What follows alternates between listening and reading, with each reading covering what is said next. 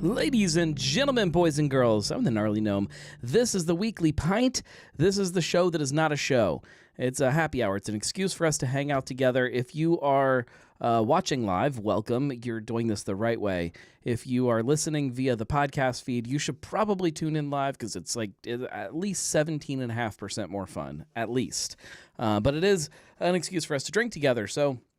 With that being said, if you're listening live, jump on the chat, tell us what it is that you are drinking, and we'll all drink together. And it looks like everybody is drinking non-alcoholic tonight. Marco is having Untitled Art, West Coast non-alcoholic. Julia is having a Sprite Zero because it sounded good. Caroline is having water while recovering from dance practice. I don't have a drink open yet, but I will in just a minute. I did have a beer while I was grocery shopping today. My kids are going to come right through the ceiling, just right into the studio, through the ceiling, into a pile of drywall and twisted up children. That's what's going to happen at some point during the show. I had a beer while I was doing my grocery shopping. And I probably should have paid attention to it. Let's see.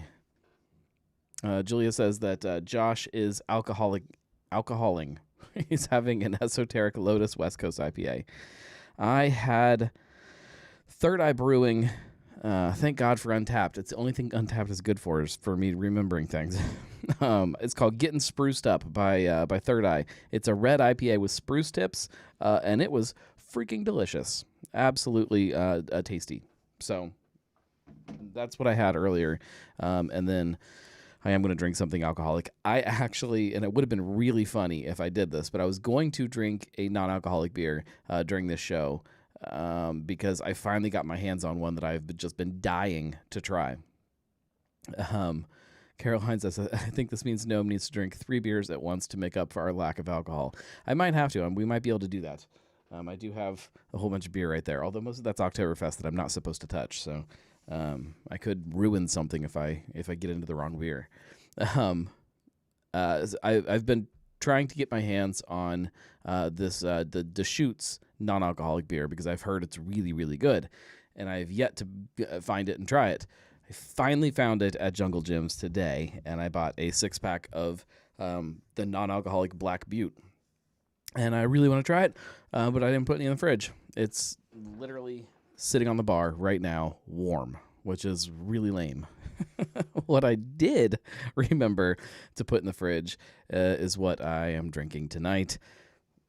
I've also been curious about it and wanting to try it, but for a different reason. I don't actually think it's going to be all that good. This is, we've talked about it on the show a little bit. This is Wicked Hair. This is the Fruit Punch Tea. It says, "Be wicked, get wild." So this is going to be a wild show. I'm gonna get wicked and wild. It says, "Wicked Hair is a refreshing tea made using the finest ingredients and just enough sweetness. I'm supposed to shake it gently. Best served chilled, straight from container, or pour over ice." Okay, we'll talk about that. And it is the ingredients here. It is grain-neutral spirits with natural flavors and caramel color. Yeah, so this is tea and like a vodka. Okay. Produced by Beyond Indian Beverages Incorporated. They do have their own space now. This is, as far as I know, not contract brewed. As far as I know. All right. Yeah. I did. Ooh, I should probably use the new camera angle too. Check this out. I finally got an overhead shot. I don't know what I'm going to use it for, but at some point it'll come in handy. It's also kind of crooked. Whatever. Ooh, we can use it while I pour, although it's way up here. What I was about to say before is I did prep ahead and get myself a glass of ice. However, I didn't get just any glass. I went and grabbed my Trader Vic coconut. It seemed appropriate.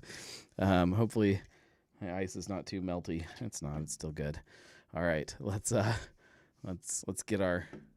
get wicked and wild and crazy and oh boy. I mean, it looks like tea. I guess that's I guess I need a light shooting down into the glass now. It is wicked and wild. And we got a straw. All right.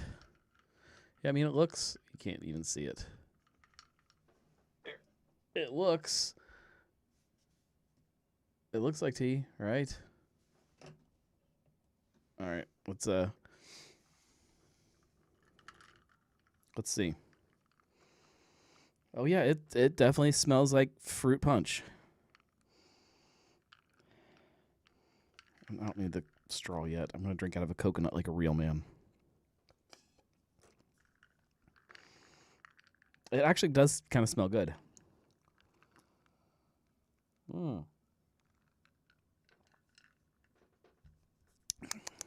You know what?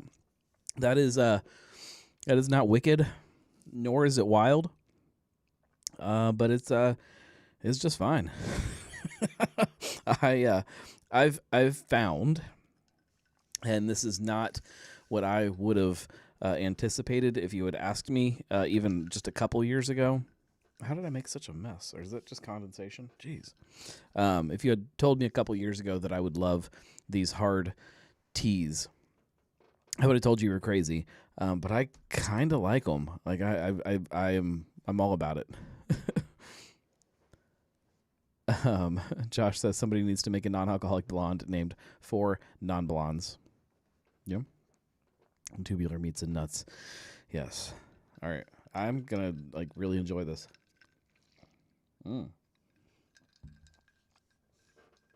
I do also have another flavor, and I can't remember what it was.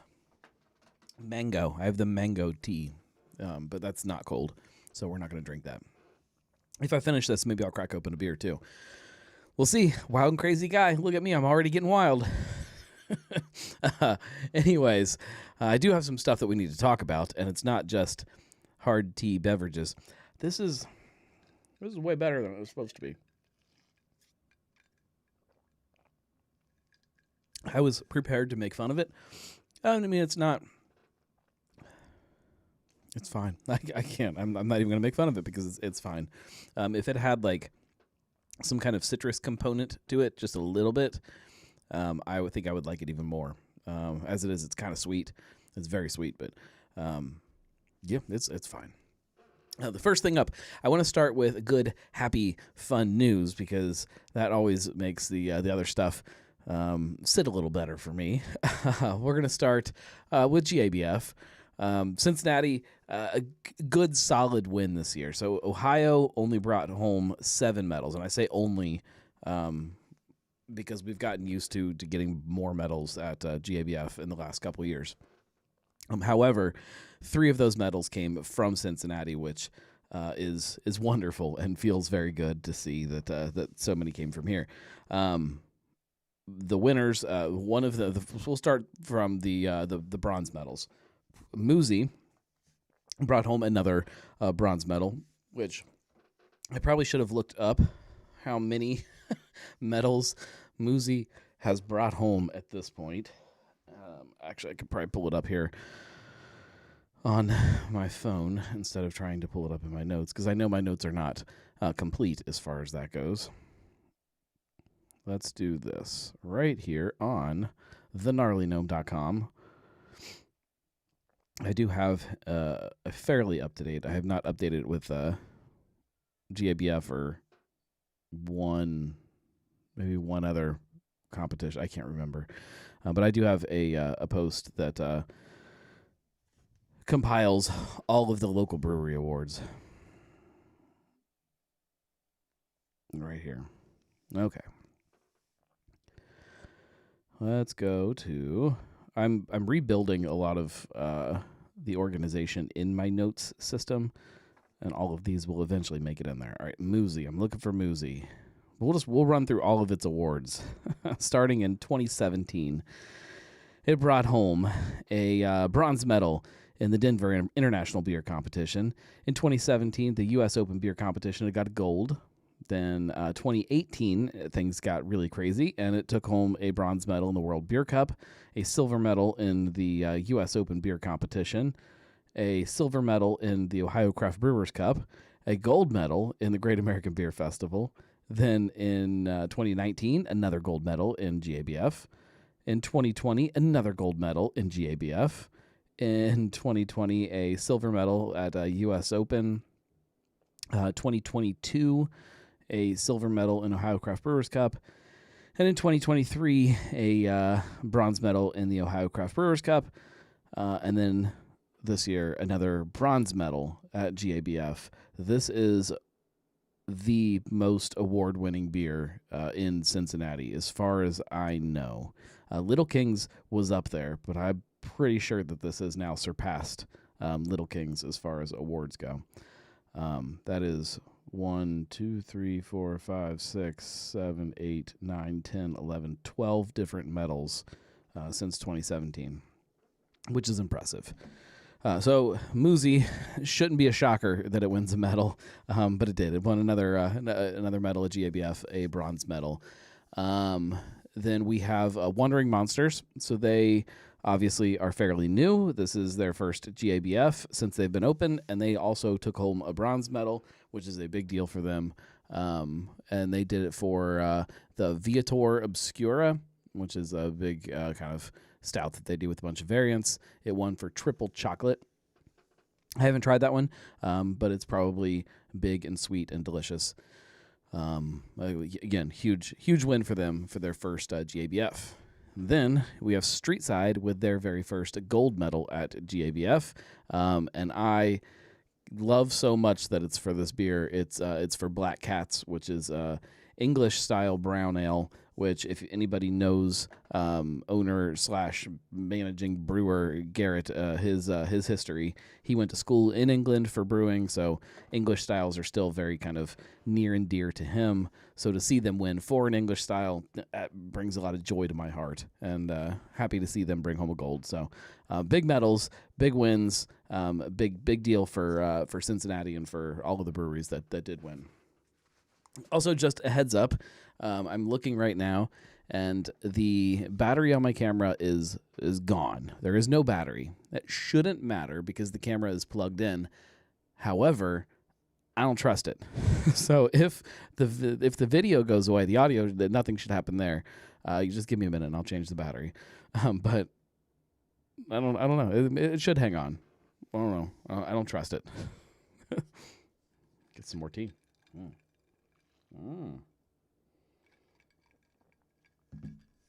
Man, that's good. What is the ABV on this? Should have checked that first. Oh, I forgot to shake it gently. Oh, no. There's nothing on the bottom. It's nothing settled. It doesn't tell me. Oh, yeah, it does right there. 8%. Okay. It's going to be one of those nights. Moving on. Let's see. Oh, I got another good one to talk about. This will be quick and easy. Ink is returning to Rheingeist this year. If you've never been to this festival, I think it's just a brilliant idea for them to release Ink every year. I do not have in front of me, break out the phone again, if they're announcing any of what the variants are this year, but they do it's like a tattoo festival kind of wrapped into the Imperial Stout release. It is also an Imperial Stout that is very different than some of the other Imperial Stouts around town. It's very I consider it kind of an old school Imperial Stout, unless they've changed it, which is very possible. That does happen a lot these days. You expect something that you got used to and then it's different. I hope not, because I love Ink. They do these little pop-up like flash tattoo booths. You can pick a tattoo that's already kind of designed and they put it on, and then the next person kind of comes in then their time slot. And it's a fun little event. Oh, hang on, I'm looking this up while I talk to you. That's not what I want, but that should get me here. Or not. There it is. So dates. It is 11/2 and 11/3. So on the 2nd, it is from 12 to 9 p.m. And on the 3rd, it is from 12 to 5 p.m. 7 different tattoo artists or studios, I guess, will be there. and I believe you do have to sign up. So the flash spots are first come, first serve. If you want to get a tattoo, get there early. They don't really tell me anything about the beers that they're releasing. It just says, well, I'm going to read the whole thing. It says, drink ink, get inked. We're excited to announce the return of Inked, an annual celebration of all things ink. Join us in the tap room from 12 to 9 Saturday, November 2nd, and 12 to 5 on Sunday, November 3rd.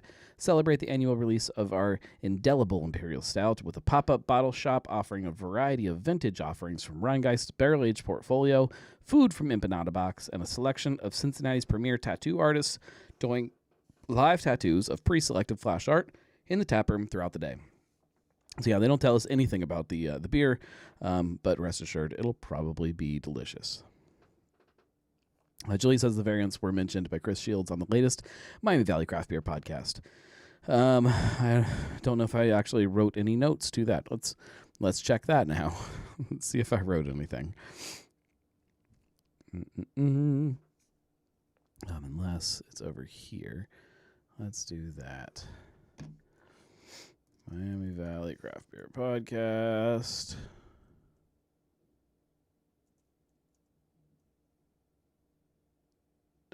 Do we know what episode number that was?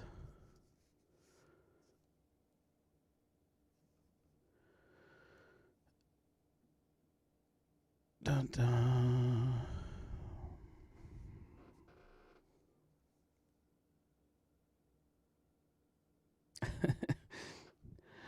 I do usually write these things down, but I don't know if I did listen to that episode. Nope, I have not taken notes on the episode yet, so I don't have them either. So go listen to that episode. Episode 31. Yeah, I'm only caught up to episode 28 is how far my notes go right now. That's how behind on everything I am. Anyways, yeah, go if you like ink. You'll like the event. You don't really need to know what the variants are. Moving on. This is a little less local and a little more industry. There'll be plenty of people talking about this, but I do want to at least mention it. It would be crazy not to. Jack's Abbey bought Night Shift Brewing, which is a little shocking, but a little bit not. Jack's Abbey previously did already buy Wormtown Brewing, and they brought this now into that family, which they are calling the Hindler Family Brewing Company. It is the kind of parent company to all of these brands.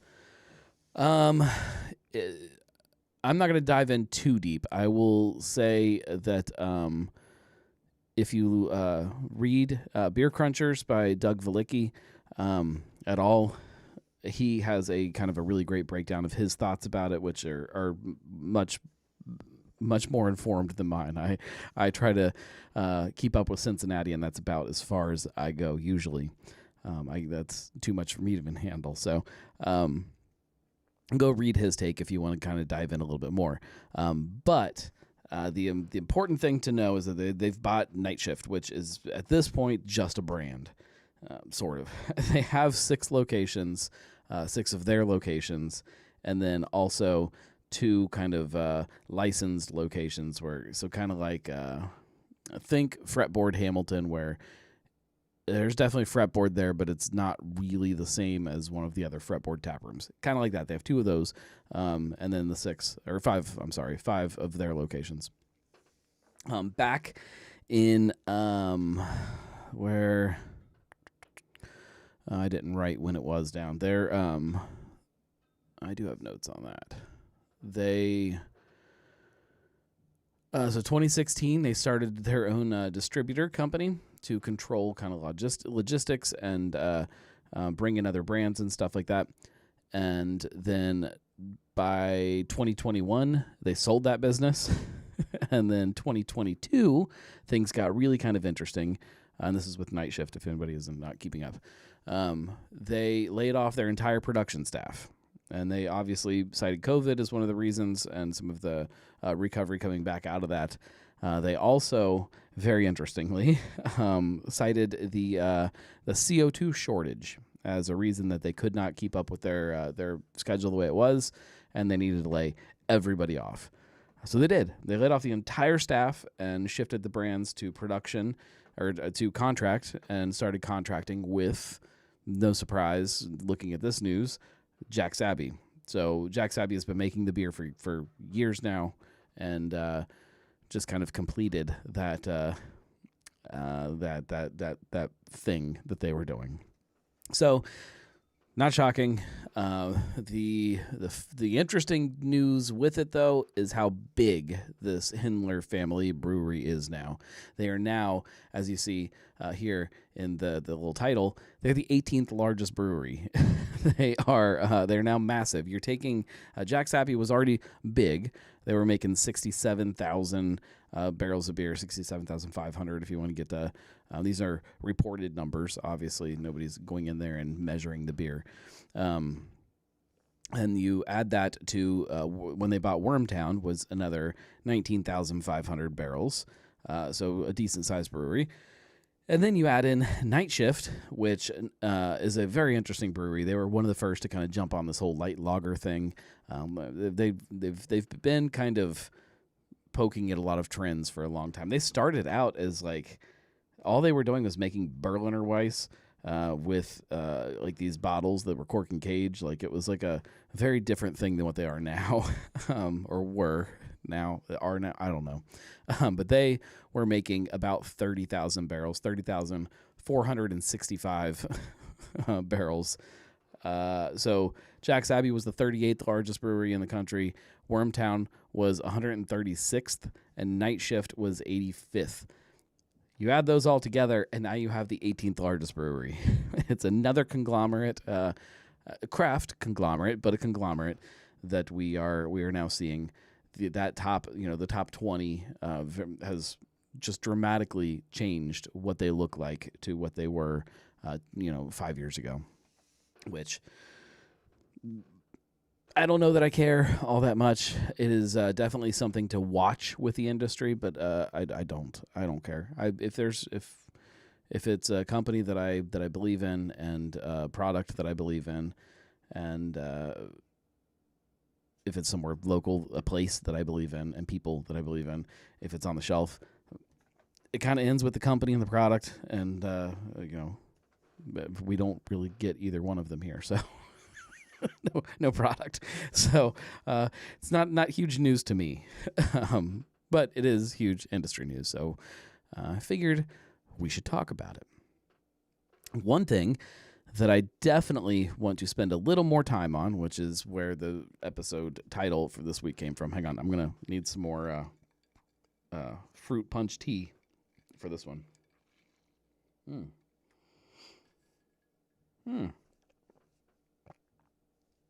It's surprisingly good. I mean, it's not like great. It does have kind of like a weird little kind of thing going on. This would be better if it wasn't 8%, and I know that that's maybe sacrilegious, or if it was a different kind of spirit. Maybe that's it. Maybe it needs like I don't know, some better kind of flavor to it. Maybe. Let me see. Let me think in my head here. Fruit punch, tea. I mean, bourbon would work.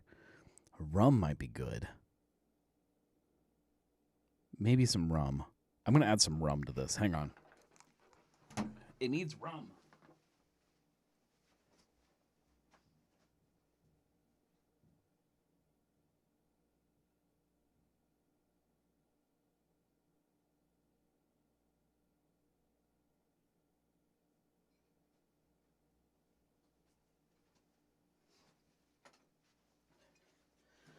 Sorry, I got distracted. I stood there staring at the rum shelf because I do have an entire shelf of rum, and I couldn't decide which rum sounded the best. And then I remembered that you guys are sitting here waiting on me to choose my rum. I went with something pretty simple, just the Cruzan, just really cheap kind of dark rum. It's good. It's fine. Actually, I haven't tried this for a while. Do I have something?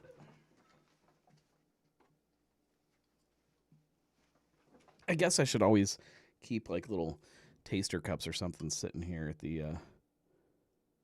um, the table. It's fine. It's not great.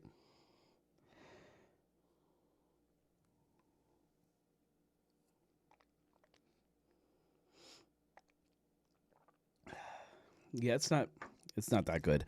You should always probably put that in something. That's what we're going to do. There we go. Let's see if that improves things.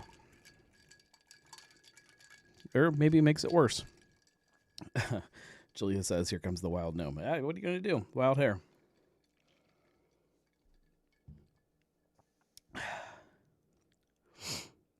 That improves it a little bit. But that flavor is still there. It doesn't cover that up. What are you going to do? Well, it's worth a shot. Maybe if you try this, just keep dumping more booze in it. It doesn't need more booze. It just needs different flavor.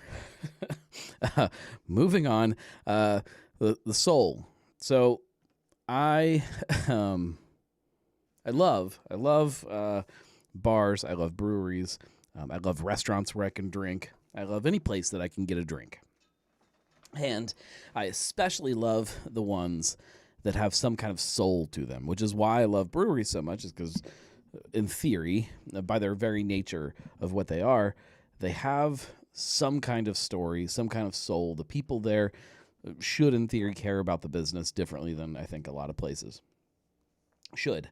And I say that because things have definitely changed over the years for some places. What I'm starting to see now is a lot of that, and maybe it's always been going on and I just wasn't paying attention, which is very possible because I haven't always been paying attention to bars. But I'm seeing it a lot with bars lately, and I don't really like that. There's an article that just came out in the Business Courier about the Roosevelt Room, which is a bar that I have gone to many times. It's up kind of in my neck of the woods, and a great little cocktail bar in a place that didn't really have a lot of places to grab a good cocktail, which sometimes that's what I want. Sometimes I don't really want to sit there and sip on a craft beer. I want a cocktail. I want something different. This is one of the places that I go to for that is kind of close to home. They and I say they, 4EG, which is the 4 Entertainment Group. It's a kind of a local bar ownership group. They've got some great bars. Roosevelt Room being one of those great bars. It is a great bar. They opened up a second location, which I have not been to. Full disclosure, I've not been to the other location, but just looking at pictures and stuff, it kind of looks about the same as the one down here in Liberty Township, which is fine. It's up Columbus. It's fine. It's far enough away that it doesn't. I think that's fine. The latest news that this article came out, they are looking at another location here in Cincinnati, which is going to be over in Oakley, Hyde Park, Norwood area, kind of Rookwood. So the Rookwood Exchange, which is kind of across the street from the pub and BJ's and all of that. It's over where the Capitol Grill is and the hotel and all of that side over there, where there used to be a Mayweather boxing thing over there, a gym, and they're taking over that space. I don't know how I feel about that because I don't like chain bars very much. I think that immediately starts to not only make the new space feel artificial, it now starts to take away from the original space and makes that feel more artificial. And I don't want that. I don't want bars to feel like that. I think it's soulless. I think it's a great location for a cocktail bar. We need more cocktail bars over there. There's a lot of great bars, but not a great cocktail bars. So I think the space is smart. I think the ownership group can make great bars, but I think this is the absolute wrong concept for it. They did make a point in the article to point out, and this is a quote, that they want to make the design different because they don't want it to be a chain. Which, fine. why use the concept at all then? If you don't want it to be a chain, why not completely just do something different? Make it a different space, make it a different theme. The cocktails it's going to be basically the same cocktail menu from what I can tell. Looking at the pictures of the Columbus location and then the space that I know that I've been to, those kind of look the same. So maybe I'm missing something here. I don't know how they want it to be a different design so it's not a chain when they already are the same design and it's a chain. I don't get it. It feels artificial and fake and soulless. I don't like that. And I'm seeing it with other places too. One of my favorite bars, which I've recommended to plenty of you guys, that if you're ever in Milford, you go to By Gollies. I love By Gollies. It's a great little Milford bar. And new ownership group came in. Again, great ownership group. Epic Eats is the name of the restaurant group that bought them. And they have The Works, which is the pizza place in Loveland. They are expanding those into other locations, which again, I'm not opposed to other locations with the same brand. The Works, you open it somewhere else and it's fine. When you open them close together, though, it makes it a chain. I don't care. It makes it feel like a chain to us because we go to them both. We go to all of them. We see them all. We drive past them, and now it makes it a chain. By Gollies. Speaking specifically of By Gollies, I have been to the new one in Anderson, new-ish. I guess it opened. It's been a couple months now at this point, and Julia says it's the second location, also the third location because there's that one in Columbus, also being called the Roosevelt Room. Yes, or it'll be something stupid like the Rookwood by the Roosevelt Room, Alcove by Madtree. Which is fine since it's a different concept. I actually, when I was writing my notes for this and trying to wrap my head around my thoughts, Madtree was the first place that popped in my head of a place that has really kind of managed to do that a little bit, where they take their brand and who they are, and these other locations are kind of the same thing, but have their own personality, and they give it its own concept and its own brand. The Alcove is the Alcove. Parks and Rec will be Parks and Rec. And then you've got 2.0 Oakley. You have the tap room. I think that's very different. No, this will just be the Roosevelt Room. And it will be just also here in town, I guess. By Gollies, Anderson. Going back to that. I was excited to see what they did with it. My first impression was this new color scheme for the outside of the building didn't make sense at all. It's not By Gollies. By Gollies is a place that's been around for a while. It has a personality already. It has some kind of soul to it. And this new place just took the name and opened up a bright, very bright, very, in my opinion, not amazing colored restaurant. How come every time I do this show now, Siri keeps thinking I'm talking to her? I'll have to try to get this out. There we go. I don't like it.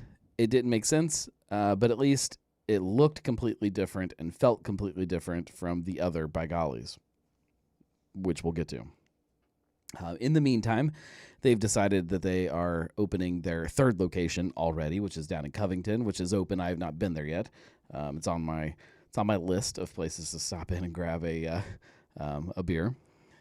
And it's also that same hideous color.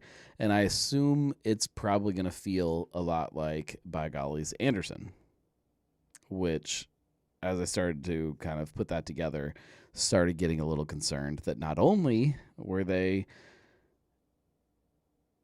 taking the name of this bar that has this soul and this history and this personality to it, they are now stripping that away from what that is. And I did notice over the last couple of weeks, the original By Gollies now has the hideous paint colors, and I'm pretty sure is now going to have all of the soul stripped out of the bar.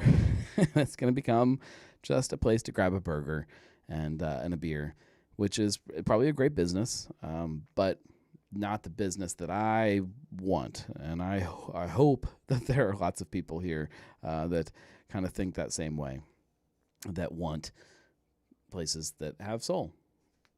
I assume so. I hope so. I think that that's as drinkers that enjoy going to places, I think that's a big part of it. So I'm kind of like I'm thinking about it a lot lately, and I'm concerned about what it means to what it means kind of in the bigger sense of places as we see breweries expanding into multiple locations. How do you do that? How do you do it and take the success that you already have in one spot and bring it into a new one, again, without just trying to copy and paste, which I've definitely talked about on a couple shows, where if you're opening a new spot, you can't just make it the same as the spot you already have.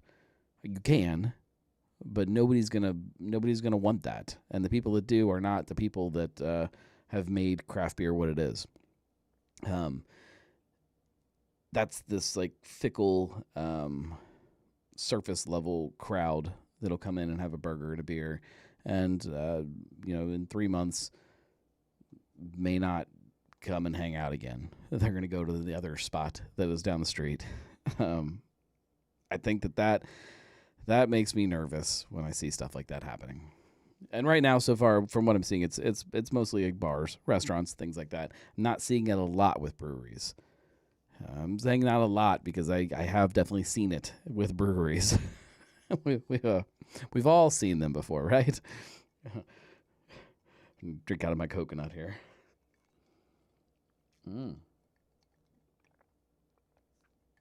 The rum doesn't really help that much. It just makes it boozy and okay. It didn't make it good. Maybe some fizzy water. I don't know. I'm curious about everybody else's thoughts on it. If let's not name names of places that we think have done that. But do we think we're going to see more craft breweries that are doing this? Is this something that has already existed? I mean, I do know it's already existed in the restaurant world for a while. But are we going to see it more with bars? Should we be concerned about that? Do we care? Am I just, on this weird bar kick over the last year or two where I'm kind of obsessed with bar culture? I don't know. I have a lot of questions, and I need you guys to answer them for me. That's what I need. There will probably be at some point in the next in the near future, we'll say, some kind of blog post of me rambling about this, trying to make sense of it. That's usually what I do when I write blog posts anymore, is just try to make sense of something that's stuck in my head. I guess that's what I do with these podcasts anyways, too. It's just me trying to make sense of something. Speaking of podcasts, if you are a Cincy Brewcast subscriber, which hopefully you are, we did have a new episode this week. We had a fun one. We had the finals of Oktoberfest Quest. Julia says, I certainly think breweries thinking of opening additional locations run the risk of thinking they can copy-paste and keep the same vibe in a different location, which sure, it might happen, but it's never going to feel like the original space. Yeah, in the places that I've been to that have done that, that's what I hear. It's like everybody, it's like, oh yeah, it's fine. I still like the original one better. This is not as good as that, or it's, I like this here, I like that there. It's this comparison. And it doesn't have to be. It does not have to be a comparison to the other space. Oktoberfest Quest Finals. That is this week's episode. I managed to get the video up on time with the other podcast, which has not happened in 3 or 4 episodes. So that's good. Hopefully, now that we're coming out of Beer Week, I'll be able to be a little better about the video content. I have a couple pretty fun videos that should be coming soon. one that hopefully I'll get done, and then a couple that definitely will get done, and then I have I'm going to call it videos that could happen.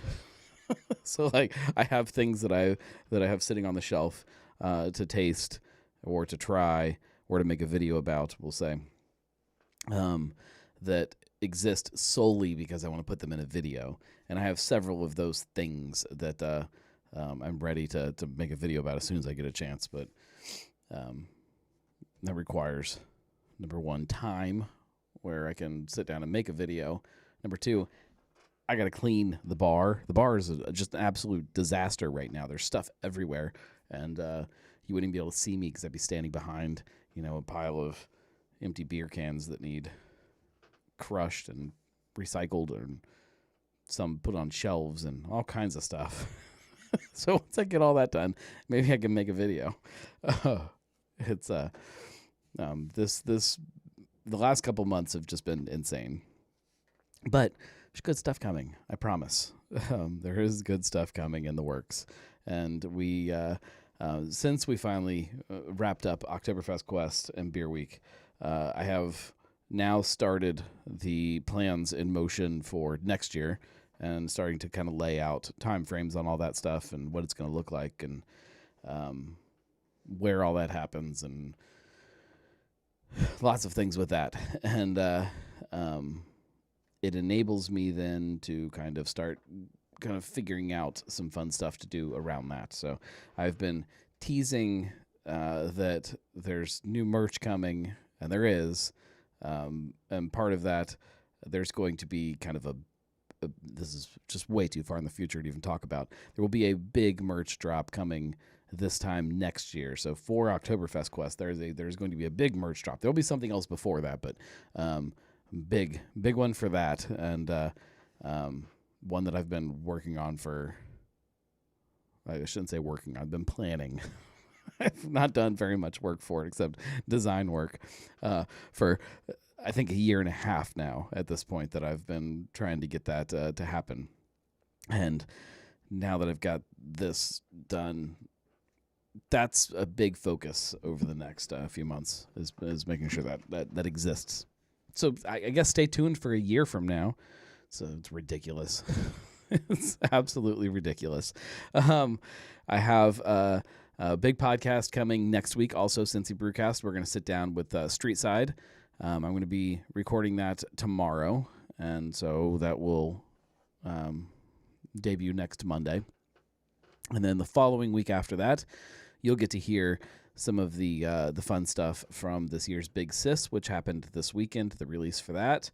Also started kind of working on some planning and stuff for that release next year, which will coincide with next year's Cincy Beer Week. Go ahead and mark your calendar. Cincy Beer Week will... I probably shouldn't just put this out there, but in my head, Cincy Beer Week will always start on the final weekend of Munich's Oktoberfest and then end the following weekend. That's what it is in my head. Whether or not that stays that way, we'll see. But go ahead and put it on your calendar. And then if it changes, you can always change it on your calendar, right? Everybody uses digital calendars. You can just click the event and just drag it somewhere else. If we have to, that's what we'll do. Let's go ahead and wrap things up so I can drink an actual beer instead of this tea. It really is fine. Like it's not bad. It is not as good as like the Geist tea or even Twisted tea or even just the regular Turtles Brew. That's who makes this is the Turtles Brew folks. Their regular Turtles Brew I think tastes better. The bourbon tea versus this. That's just me though. But it's fine. I would drink it. Definitely put it over ice, in my opinion. I think it will help. Anyways, yeah. Thank you guys very much.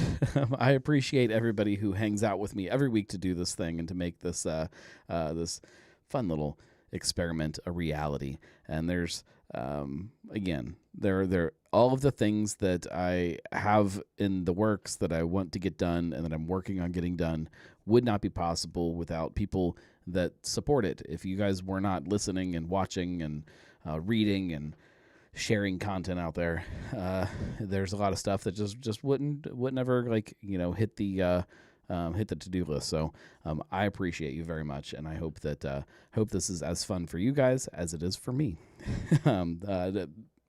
Tomorrow, Kolsch night. If you're listening to this on the live feed instead of the podcast, come hang out at Northern Row.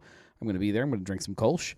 I'll probably have 47 of them and have a good time, because why not? It's beer week is over. Let's drink some beer. We'll see you guys then, and everybody just get out there and go to a bar or a brewery or a restaurant or something that actually has soul, because they need your support way more than the people that don't. So cheers, everybody. Coconut.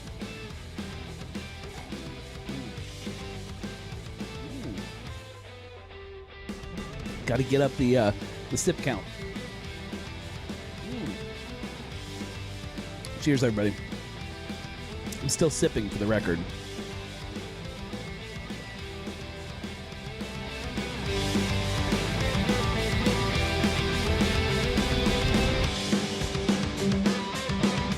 Still sipping.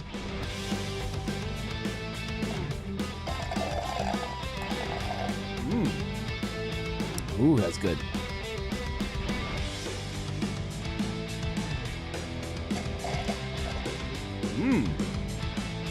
Here's another sip. I think it was like 9 sips. 9 or 40.